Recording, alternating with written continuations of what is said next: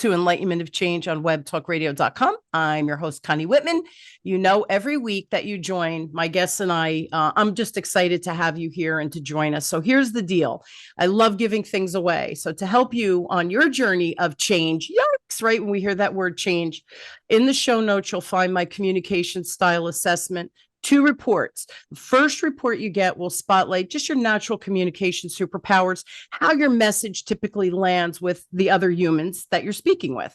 Flip side, your lowest scored, usually it's a blind spot, and it will spotlight how your message is being received by people who have kind of 180 degrees different way of communicating. That to me is more important than your superpowers. So again, that link is in the show notes, my gift to you.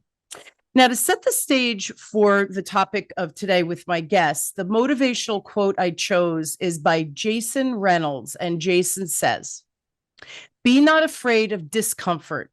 If you can't put yourself into a situation where you're uncomfortable, then you will never grow, you will never change, and you'll never learn." So it's crazy to think that growth happens at the edge of our comfort zone, right? Where we start to get uncomfortable. Stretching like a rubber band is truly the only way that we can do more with less effort and actually get those better results. So without change, thus the name of the show, right? Results will never happen. So to me, that's a scary thought. So if we don't embrace change or make ourselves uncomfortable, we stagnate and we start living a life by default, not a life that we actually choose. So I think this is one of the reasons I love hosting the show, because my guests and we get to discuss ways for all of us to grow and change, hopefully with a little bit more ease and grace. So who is my amazing guest today, you may ask? His name is Jefferson K. Rogers. Jefferson is the founder and CEO of JFK Windows. In its first 5 years, his company exceeded 45 million in revenue and is approaching 100 employees. Jefferson has achieved success after overcoming a 2-decade-long struggle with alcoholism and addiction, a journey that he candidly shares on his podcast, in interviews, and on Instagram. He constantly pushes himself to learn new things, living where discomfort meets growth. Jefferson is also a sought-after business advisor and speaker, a winning physique and motocross competitor, a trained pilot, and a successful real estate investor. Ooh, you've made me exhausted already, Jefferson. So thanks for coming on the show. I'm happy to have you. That was a great intro, Connie. Thank you so much for having me. Me too. I'm just so happy you're here. This, I think, is the crux of change.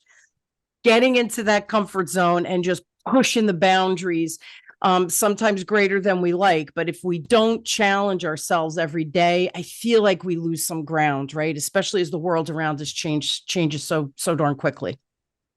I agree with you. We've all heard that if you're not growing, you're dying. And I take that pretty seriously for myself. No kidding. Yeah, for real. So my first question is, what inspired you to write All In? And I'm doing air quotes for those listening on Apple or Spotify. And what kept you motivated through that whole writing process? Because that was new for you, right? The whole writing thing was like a new adventure. It sure is. Yep. And it was a long process for me. I had a message. I'd been encouraged to share it. And I felt like I had an obligation to share it after that, just continually came up through conversations and through my mentors and coaches and the people that I was now being able to share my story with, that, it was a story worth telling and people needed to hear it. And I encourage other people to do the same. Not everybody's going to write a book because it is a pain in the butt. Amen. We've got this obligation. We've all got our unique stories that we can share that help other people that are in very similar places understand that there's hope for them. And I was at some pretty rough places in my life, and I've been able to overcome and apply a lot of the things that you believe in through change and discomfort and putting myself in difficult situations to level up over a relatively short period of time. And I was also inspired by reading a book of somebody who had overcame similar challenges. And I've got my own unique story, and I wanted to have a similar impact on people's lives, that even if it was only one person or a handful of people that read this book and they're inspired to go change their life and manufacture change and adjust the way that they think about things and believe that there's more possible for them, it will have been worth all the effort that I put into putting this book together. And what through pain, I think sometimes we really do find that silver lining, but you have to go through. And in your case, it sounds you went through a lot, right? So some have to go through more than others, but at the end of that, where are you landing and how can you use that experience to change the world? And it sounds like that's exactly what you did. So kudos to you. That's not an Thank you. easy undertaking, not only to write the book, but to be vulnerable enough, right, for people that know you to put this into black and white on paper. That's got to give you a pause when you first, everybody keeps saying right, and but you got to think about that. That's pretty darn vulnerable. So talk about change, right? Being in your discomfort. That's remarkable, I think. So I commend you for that. Thank you. Yeah. And it wasn't always easy because I've been, I dealt with substance abuse for a lot of my teenage years and all through my 20s. And for the first 2 years of being sober, I'd never really spoke a word of it. There was a lot of shame. There was, a lot of the trauma that I had caused myself, that I had caused my family. And it was not an easy thing to talk about. But as I started being able to share and be a little bit more open and vulnerable, I was able to see the type of impact it was making because there's more people than you understand are dealing with very similar challenges, and not, just alcohol and weed, but a lot more serious things that they're trying to navigate for themselves. Yeah. And when you could talk about that stuff openly, it's not really like a societal thing where we're just talking about all of our problems openly. So people internalize it. And me included, I internalized all that stuff and I hid most of all of my addictions from everybody that I knew because I was ashamed of it. And as I've been able to start talking about it and be more open and vulnerable, it's been awesome to be able to see the impact that I've been able to make and help other people be open with their challenges. And we got to process them. We got to deal with them somehow. And sometimes that's hearing that somebody else has made it out and that there's more for you to believe is possible for you on the other side of the substance abuse. And for me, it was incredible, more than I ever thought was that I could imagine back then. It's just continued to get better and better. Yeah.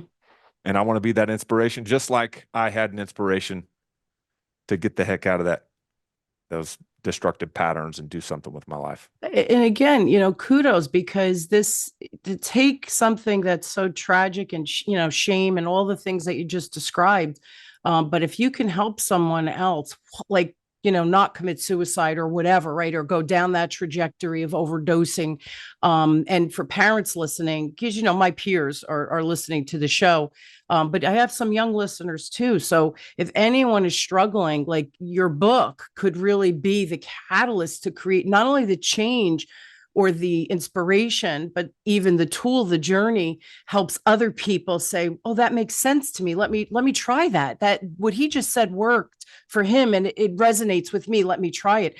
I think we don't know how to change until someone approaches us with the key thing that resonates with us, right? Like and I'll use this very silly example of losing weight, right?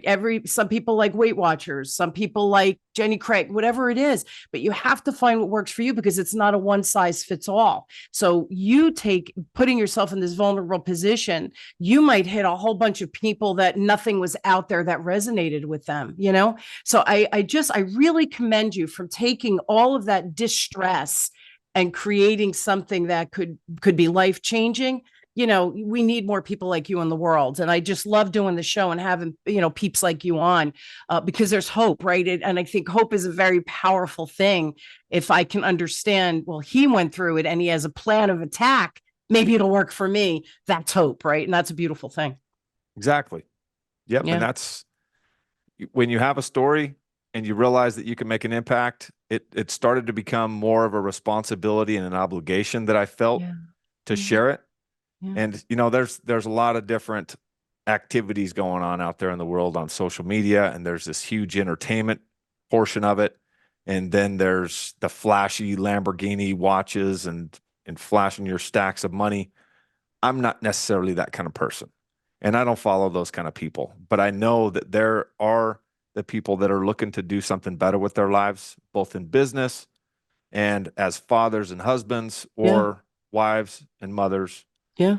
that are looking for that inspiration and people to follow And it's not just about the money and the bling and the entertainment. It's about where can I go find some real value and some positivity in my life. And Yeah. if it's not for me, it ended up being part of mentor groups and working with coaches and mentors and Yeah. having these people that I could take what they were doing as their character and their behavior and what they had done with their lives and embody some of that for myself. But as far as the book and the social media presence that I have, man, I just want to make an impact on people's lives. My favorite part of owning a business, and by the way, it's JKR Windows, and it's my initials. Me and Love it. I'm the oldest of four boys, and we all have the same initials, JKR. I love your mom. My kids have the same initials too. Go ahead, continue. Yes. But there's great money in sales. And I originally got involved in sales because I wanted to make more money. I was working my ass off as a mechanic and I was barely making any money. And I'm watching my kids grow up over cell phone pictures. I was miserable. But what it turned into, because that didn't fire me up to keep me out there knocking doors all day long. What I found was that I loved being able to help people and make an impact. And now I'm a part of their story. And they came from also being a mechanic or working at a restaurant or just having some dead end thing that they were doing that was not going to have any future. Yeah. And because they met me and because they were trained by me and because I was at a place where I was patient enough and I encouraged them enough to believe in themselves more than they'd ever believed in themselves before, I changed that person's life. And so the book was also like, man, I could reach way more people than just the people here in my business. Yeah. I can get it out there across the entire world Yeah. and That's get on amazing. podcasts with people like Connie that are in Jersey. And now I'm reaching people that are across the entire United States from me. Yeah, I love it. And I like how you also take responsibility to say that, I came out the other side. There's an element of responsibility in that, right? That call it a gift, a curse, whatever of the journey, but it is a responsibility to share to help someone else, right? And tough times are tough, and I love how you positioned it. I was working my butt off, not making the money, and now you're making the money, but it's not about the money, because I think as soon as we shift that paradigm of thinking of I'm chasing the dollars to how can I make an impact, the dollars seem to come. It's really weird because it's Hmm. almost counterintuitive, right? Hmm. This stuff works in reality. Do me a favor for me, Jefferson. Share some of the key themes or the messages that you want to convey that are in the book, right? Because we want people to buy the book too and be inspired to just listen to the podcast, right? We have listening's great, but now let's take some action. And why are these key segments or pieces of the book so important to you? Okay, so one of the big ones for me is the mindset. So the first thing that had to happen for me to be open to change was that I had to start believing that there was something else possible for me. Mm. And we all go through, we got our own path and we're part of different groups and we see and observe things going on around us. And I remember going over to a friend's house and they didn't have any carpet. And I walk in and he's like the kingpin of the neighborhood. He's 14 years old and he's selling weed to everybody in the neighborhood. And there's his mom over there and she's just okay with all this going on. And she's a really nice human being. And then as I started meeting more and more of these type of people that it's just okay for us to be hanging around them and partying and drinking and selling weed out of their house, I was like, man, I could really easily just continue to go down this path and end up just like that. And here's Jefferson standing in the kitchen. He's just okay with all this questionable shit going on in his house.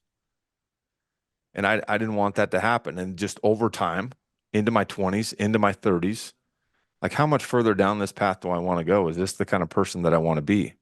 I know that there's more possible for me. And if I'm ever going to do something different, I got to change my behavior. I got to change my patterns. I got to change the people that I'm hanging out with.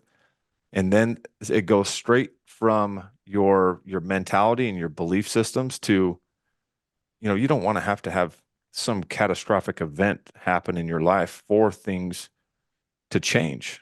Like somebody dies or you get cancer, you get in a crazy accident, and all of a sudden you're forced to change things in your life. So another thing that I talk about in the book is manufacturing change in your life, Mm. recognizing that something needs to change. And for things to change, You have to be the one to control that. And for me, it meant I had to get the hell out of here. If anything is ever going to change, I cannot be around these people anymore. I don't Yeah. have the willpower, and I love all these people, and I'm going to continue going down the same path with them if I don't remove myself. And so I moved 450 miles away, didn't know anybody except for my aunt and uncle who were extremely religious. And so it was just this complete flip that I had to very intentionally put on myself so things could change. And I started down a new path, a complete change of trajectory. I ended up going to school in a different state. And I could have kept going down this path. And it's scary to think how easy it is and how many people that we watch do this in our lives Yeah. that have the control just like any of us do, but they Yeah. just continue to go down this path that they know is not good for them. Yeah. I love that word intentional. And here's the other thing too. Pretty smart. You're a high level thinker that you saw this happening, and there was that twinge, right, of this mom with the kid selling weed at 14, thinking nothing of it. And that twinge of, whoa, like what's wrong with this picture? So even as a kid, right, you realize something, but sometimes we don't always understand it at that moment. And then, you going into your 20s and 30s and being that higher level thinker, I guarantee, well, I don't guarantee, but I would bet that underlying, I wonder if there's something else. It probably was always there. You might not want to have addressed it, but then when you did finally think, whoa, wait a minute, what am I doing here? And you became intentional with your choices, where you paused and you thought about, I can do A or I could do B, which is going to put me on the better path. When you started thinking from that perspective, it almost sounds like that's when the intentionality began. Did I understand that correctly? I don't want to put words in your mouth. No, I think you're on track, and most people experience these things throughout their life in their own ways. You know, not everybody has lived the type of life that I have, where I was very early on starting to drink and smoke weed and being around these questionable people. But, there's your version of this may be different, and you were around people that were doing things that didn't align with your morals and ethics. And there's these thoughts that are going on in the background that you're justifying your behavior and who you're hanging out with, but all the while know that there's something just doesn't feel right. This maybe doesn't align with who I want to be and what I feel like my values are. Yeah. And you either justify it and continue to go down that path, or there is this thought process going on in the background. And the reason I remember that, of all the things, like I've lived a crazy life. And of all the things that I remember walking into that house when I was 16 years old and there was no carpet, and here he is sitting on the couch. Like, I've got this vivid picture of it. And it's interesting if you think back and reflect on those moments that are specific to you. What are the things that you remember? And typically they're kind of tied to what is important to you and what your values are. And if you were in a situation that didn't align with those, they stick out. I've got so many of those that happened that they stick out, and they're reminders of what my values are and what's important to me and the person that I want to be and the example that I want to be to the people around me. Yeah. It's funny. I think it was Steve Jobs, and he spoke at one of the Ivy League schools, as the keynote. And he said, everybody asks, like, how did you know, to quit college and whatever his journey was. And he said, let me just tell you, I had no idea. Right. It was rolling the dice. It's a crapshoot. He said, but as I look back now, as a grown man with, tremendous success, he said, you see every step, just like you said, that image of that mom in the kitchen and the kid with no carpet sitting on the couch, and you're 16. You have those moments where now you look and you go, that had to happen for the next thing to happen, for the next thing to happen, that tapestry, right? To bring you where you are today. It is what it is, right? We can't go back and change it. But I sometimes think we needed that for whatever reason, right? Our journey in this lifetime to bring all of those like pieces or steps forward to bring you where you are today. If you had changed something, we wouldn't be having this conversation, right? You see what I'm saying? It's like these parallel universes going on out there. It is. It is. And I have people ask me if I regret the kind of life that I lived, because it was, it was partying, it was drinking, smoking weed, Yeah. And it was not something that I was proud of. And I don't share it. I didn't share it. And I don't share a lot of what's happened because there's these shameful feelings that I have about my past. Sure. But I wouldn't change any of it. And I truly don't regret anything that I've gone through and that I've done because I didn't kill anybody. I didn't do anything e- really extreme. Right. And the reason I say that is because you're exactly right. The person that I am, the personality, the character, the confidence, all of these things that have made me who I am today are as a result of all of that shit. Yeah. And Yeah. I would never change it. Yeah, yeah. I have a friend, he's in Maine, and he one of the oldest businesses across the United States, kind of cool. He's a CEO. His dad died young. He's thrown into the CEO position. He's in it for a couple of years, and he got a voice disorder. So he talks like this now. And it was initially extremely painful. And when he started talking about people, he went through this whole transformation of how he ran the business, more successful than any of his ancestors, all these really cool story. But when you talk to him, people say, "Oh," and he still has this disorder, and they say, "Oh, do you regret it?" And he said, "I don't regret a minute of it because if that didn't happen, I wouldn't be who I am. My business wouldn't be the people that are employed by me, the people I have an impact on." He does a bunch of non-for-profit for people on the reservations that are in tremendous poverty, and he owns a wood trees, he cuts down trees. I call him the lumberjack, you know what I'm saying. So, Yeah. but he's paying it forward because, and it started with, right, he had a nice life. His dad died young, which was tragic, but this disorder put him on a different trajectory. So it goes back to what you were saying. Sometimes, like, you made those choices, but then you also made the choice of enough is enough is enough. I'm going to make a different choice for my trajectory.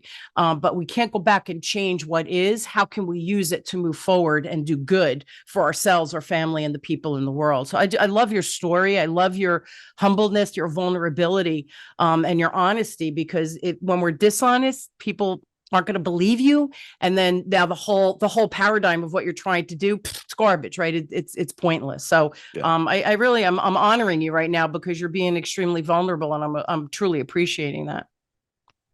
Thank you. And it's an important part of the process. Then some people don't have as colorful background as I do, and there's still a need for them to recognize where they're at and where they would like to be. Yeah. And in some of the other parts of the book, it starts to talk about the change that you talk about a lot. The change is never ending. The need for yourself to be in a place of discomfort at every given moment for you to continue to grow doesn't always have to be like moving away 450 miles. But in business, for me to grow now as a leader and a communicator and to continue to make a big impact and to Yeah. be relevant in my business, I've got to continue to put myself in uncomfortable situations. Yeah. And the discomfort and my ability to just take those things head on and continue to grow is the difference in me being right where I'm at in another 5 years or having these big, crazy ass goals of mine and being able to reach those because of my ability to be comfortable staying uncomfortable. Yeah. I And get it. I never want to stop that. And I want to teach everybody else around me in my Yeah. organization and in my Yeah. family that it should scare you like it scares me. And I want to Yeah. impress that upon you. Yeah. It should scare you to get comfortable. Yeah. Yeah, when you're comfortable, you're dying, right? When we're really not living our full life, we're dying every day, and that's just not okay. I tease, I tell my husband, this body, I'm sliding into that coffin. Well, I want to be cremated, but I'm sliding into that coffin with all worn out, man. I'm used up because I gave it all during the life, right? You get what I'm saying here? We got to Absolutely. put it all out there, otherwise we're not really living, we're not really experiencing. Do you have any, like, again, your process, right? Everybody learns differently, or this is going to resonate with certain people, and other people, it's not going to work, right? But the people are like, I'm curious. Do you have unique rituals, habits, or challenges that, now reflecting back, that really stood out for you in All in the book now? You know what? One of the important aspects of continual growth is always having new targets. And I've got big targets in my company which drive the rest of my life. So as a father, as a husband, as a communicator, and as a leader, these targets that I have in my business to continue to level myself up and to reach new heights within our industry and to become more efficient and effective and raise the revenue. As a result of that goal, it's become less about the goal and more about the person and the leader that I'm going to have to become to reach that goal. So, as you were mentioning this earlier, but as you look back over your path, you start to recognize some of these patterns and the things that have both caused the pain and the discomfort and the things that have helped you be able to grow fast.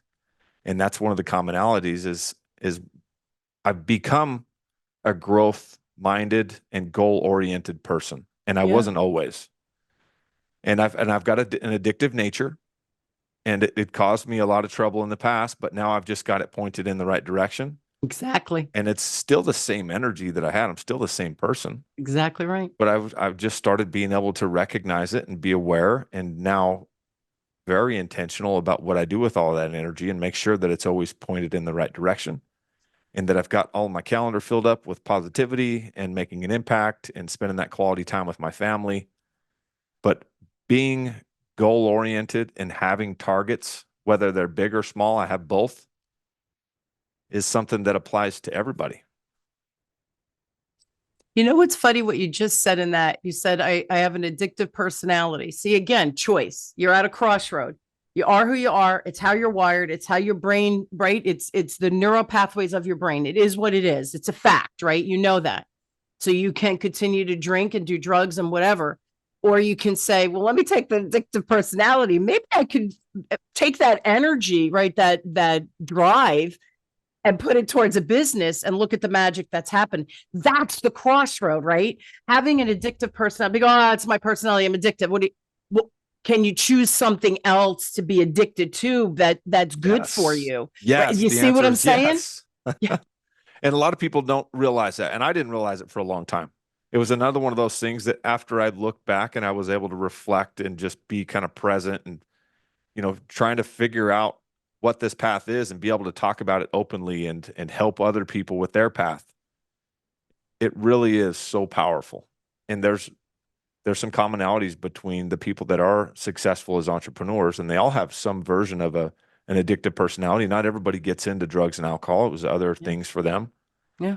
But if you can focus that energy and just point it in the direction and have your targets and take consistent action and start making room in your life for new habits and discipline by getting rid of the habits and lack of discipline that are destructive to you, man, incredible things are possible. It's only been it was 1 month ago and 6 years that I decided I was done with the drugs and alcohol. It's only been 6 years.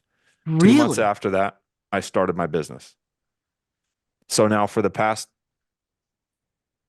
6 years, next month, I will have been running my own business, and we've gone from zero. It was just me. I was doing every job in the company for the first 18 months. And then I started being able to grow and communicate better and set better expectations and have a vision and attract incredible people into my business. And now we just finished 2023 at $24 million in revenue. Nice. With a goal to do 50 million in 2024. Nice. I have over 60 salespeople and an additional 50 in admin and sales, or admin operations and installs. And it's 6 years, you guys. It's like, it happened so fast. I was just watching a video the other day from a month before I got sober of me just excited about life. And I was making some new changes and I was increasing my activity in sales. I was getting better. I was doing training. I was so excited. And it was like, holy cow, that just seems like it was last week. It went by like that. And my life has completely changed. Who I am is still the same, but my habits, my discipline, what I'm capable of doing as a leader and a communicator has changed significantly because I've been intentional about it. And really, I'm only talking to 5% of people. And what I found is that 95% of people, when they hear this, they're not going to be ready. And some of them will never effing be ready. And it's so frustrating.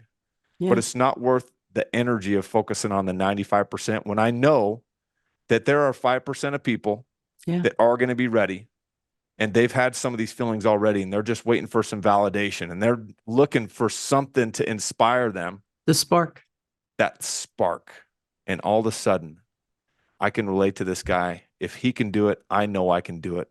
Look at this goofy guy with a bald head and his crooked ass teeth. If this guy can do it, he's nothing special. I didn't go to college. Why not you? You know, the other thing that you're cracking me up because I hope you know how profound you are in what you're saying. You know, you're a young man, but you really have this very old soul, I feel, because you're, the other thing that you said, 6 years went by so fast. And when my kids, like, if they're trying to do something, oh, it's going to take too long. And this is my answer every time, Jefferson. I said, dude, here's the deal. 3 years from now, is that 3 years going to come? Mm-hmm. Do you want to be the same as you are now? Or 3 years, you're going to say, oh, that 3 years went so fast. And now look, I have that other degree, certification. I have new experience, whatever. I travel, whatever it is. The time is going to pass, people. Where do you want to be? 1 year, 3 years, 6 years? And your point is so well taken. Like 6 years blink and you think, what the heck just happened? But look at in that 6 years, we think, oh, I don't have enough time. You know, I hear people my age saying, oh, I don't have enough time. You don't have enough time. But if you keep procrastinating, you're right, you're going to run out of time. But if you live and you show up and you're intentional every day, you look back a year from now and you think, holy crap, I grew. I did that and I did that and I did that.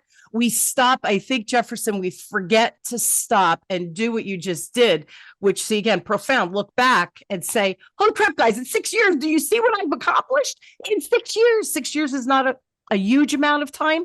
And yet look at what you have accomplished in that. That's what those habits, that intentionality, all of that. And you put it in a book for everybody. We're out of time. I still have more questions in my head, but I can't ask them because we're out of time. I want to be mindful of your calendar. And of course, the listeners' attention span. You know, we could go down this rabbit hole forever. So anything else you want to leave us on, Jefferson? Because I think you're brilliant. I think you're profound. You're profound, my friend. Is there anything else that you just want to say right at the end to give that punch for people to take action? It doesn't have to start all at once.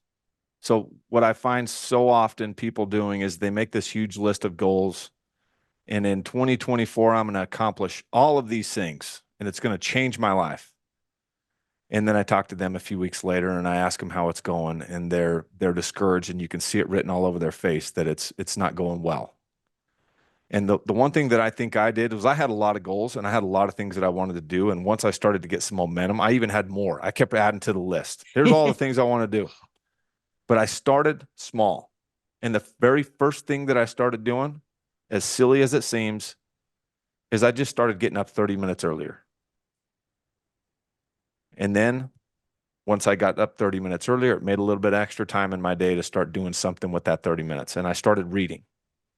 And I always wanted to read. And I remember having a conversation with my mom and my wife on one drunken evening. And I said, I want to start reading. I started bawling my eyes out. I wanted it so bad. I wanted change. And I wanted to be I wanted to make an impression on my wife and on my mom and on my kids. But I just started small. I had a huge list, but I didn't let that huge list deter me from getting started and just taking some consistent action. And anybody can start today with something small, whether it's you need to get up 30 minutes earlier, or you start reading one page, or you start doing one push-up. The key is that you don't wait another day, and don't let another day go by that you don't start at least one of those items on your list. And if you haven't started the list, then that's your first action step. I love it. That is so, again, just freaking amazing. It's so funny, as you were saying, like, get up 30 minutes so you can read. I'm giggling because, right, so we don't have time and we have to. So how do you carve that out, right? You still had a busy life, right, with the kids and everything. So 30 minutes can change the trajectory. Have you read the book Atomic Habits by James Clear? I sure have. Yep. Oh my God. Yeah. He was you should watch. He was on my show. He's freaking another brilliant guy, but he started because he was ill as a child. And how did he come out of that? And it's the same, just what you said. that 1 degree of change, that one little doing one push-up. I mean, we're talking like micro change, but you do those micro changes and you stack them, all of a sudden your trajectory becomes tremendously different. So yeah, I'm loving what you're saying. Change doesn't have to be difficult. I think we make it difficult because of our brain. I can't do it because we like making excuses versus saying, well, all right, I'm a little apprehensive. I think this guy and Connie are out of their freaking minds right now. What, I'm going to get up 30 minutes earlier. I kind of like that idea. Start with something so simple, stupid, it works. And that's how and then you said, then it was like, oh, I want more and more. And then we go up that catapult of change becomes exponential because you're motivated, right? It's that whole energy shift that happens. Jefferson, you're a delight. Can I tell you, thank you so much Thank you, for Connie. being on. I appreciate it. You're a joy. Everyone, please, if this is resonating with you, I'm going to give you some info. I'll put it in the show notes, of course. Email Jefferson at jkrwindows.com. Website, jeffersonkrogers.com, Rogers plural. And then free gift, I'm going to put it in the show notes. It's Bryn Strain at jkrwindows.com, and you put in it relentless in the code, and you have a bunch of stuff, right? You would tell everybody what they get if they get the if they go in and send Bryn the relentless, the little code. So I'll give you a free copy of the book, and I'll do a 15-minute coaching call with you as well. And appreciate everybody tuning in. You can find me also on Instagram at Jefferson K. Rogers. And the book, All In, Get Unstuck, Accelerate, and Go Further Faster. It's available on Amazon. And actually, 3 days ago, it just went live on Audible. And I'm the narrator. It turned out fantastic. So I would highly suggest the Audible. Oh, Jefferson, I'm so glad that you did it, because the Audible, sometimes if the author doesn't, the author's bad, right, at narrating, don't do it. But I think when you put it's your words, like there's soul behind the reading of it. Oh, I love it. Congrats. Powerful. Thank you. So proud of you, my friend. I'm so proud of you. I can't even stand it. You're not even my kid or anything. Thank you for being on. I truly enjoyed this conversation. You've inspired me. Truly, truly, you've inspired me. So thank you for that. Thank you, Connie. Really my pleasure, guys. Everything will be in the show notes. Check them out. Read the book. Share it with someone if they're struggling with anything, right? Sharing is caring. You heard it. Have them listen to the podcast and or buy the book for them. But change is inevitable if we propel it forward. Thank you again, Jefferson. Thank you for listening to me, Connie Whitman, on Enlightenment of Change on webtalkradio.com.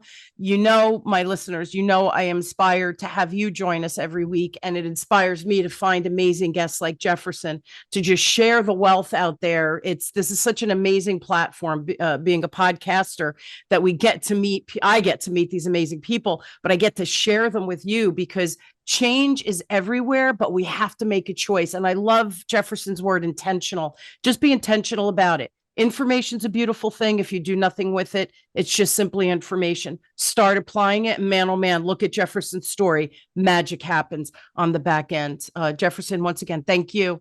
Thanks for joining me, guys. I love you all. I'll see you next week. Have a great week. Be inspired, man. Be inspired. Go take on the world. You got this. I love you.